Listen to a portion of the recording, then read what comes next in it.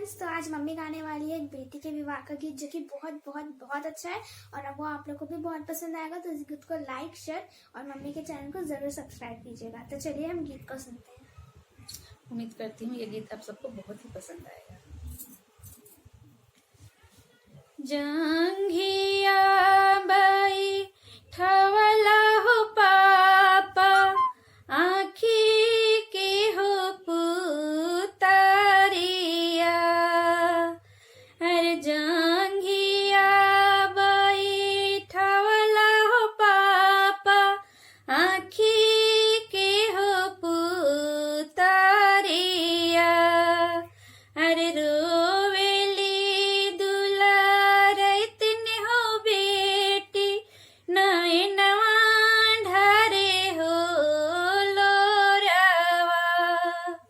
अरे रोवेली दुलारैत ने हो बेटी, नैनवा ढारे हो लोरावा। अरे किया रही हो बाबा, चोरानी से हो चटनी। अरे किया रही हो बाबा, चोरानी से हो चटनी। अरे किया सभवा में बाबा, पगड़ी हो छलानी। अरे किया सभवा में बाबा, पगड़ी हो छलानी। अरे कवने का रनवे हो बाबा, धियावा रउआ होते जानी। अरे कवना आए गुनवा हो बाबा, धियावा रउआ होते जानी। अरे नाही तू रहू हो बेटी, चोरानी से हो चटनी। अरे नाही तू रहू हो बेटी, चोरानी से हो चटनी।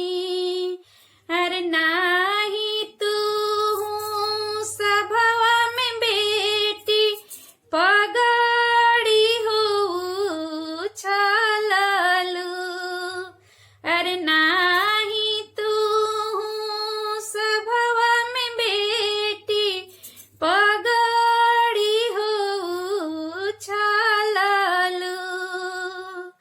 अरे कहले नागरिया हो लोगवा, बेटी है पराया घरवा।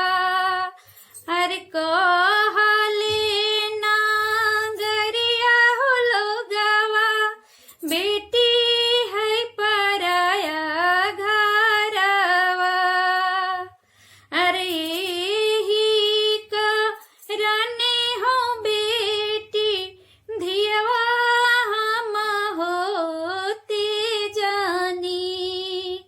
अरे ही आए गुण में हो बेटी, तोहारा की होते जानी। अरे दुनिया के रीत हो बेटी, हमाहू होनी भवानी। अरे दुनिया के रीत हो बेटी, हमाहू होनी भवानी।